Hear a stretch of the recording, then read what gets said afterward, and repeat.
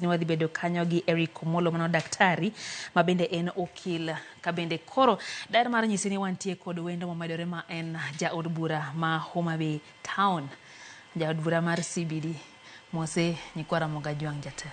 Asebudhunu Nyikwara Mogi amoso ni oimore uru.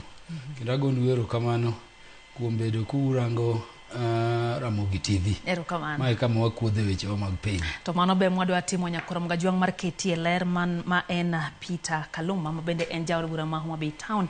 Wadwa go mbaka kotenre kod wechego mabende osebedo kaluoro wach mar welo mag jotend migepe ma pacho kae kabende nyalo ng'eyo ni en achiel kuom okinde ma bende ntiere pacho kae. Machiegni twak. Erokamano. Waseneno koseduog nyaka ne wo sirikal juma mokalo cho oseduog jotend migepe 11 to ntiere geno gi kweth mageto bago twak gi sirikal, kweth maketho piny owacho tesre ni dipo kidhi kaw moko bende mantiere kocha dipo no udwano ja sirikal kokalo yiero makama. Katiba mar Kenya wacho ni ji duto ni e sirikal. Mae gima yiena mona puonjowa. Waduto wane sirikal emomiyo waduto wachulo osuru. But katiba bende wacho king'iyo wang'e ang'wen ni Kenya is a multi-party democratic state. Wateni waduto wane sirikal miluongo ni sirikand Kenya malo kucho, but ng'ato ka ng'ato nigi ratiro mare mar bede chama mare. So wanie sirikal to wane chama mopogore opogore.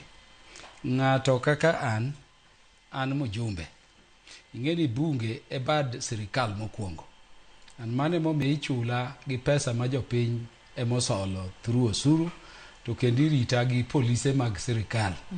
Kenda bede bunge kacha en bad sirikal. So adwa puonjo jowa ni giwe wach moma giwacho ni waonge sirikal wadonje sirikal. No sadonje sirikal. Katiba no bende wacho ni seche miundo jo sirikal joma tiye migawo mopogore mag sirikal.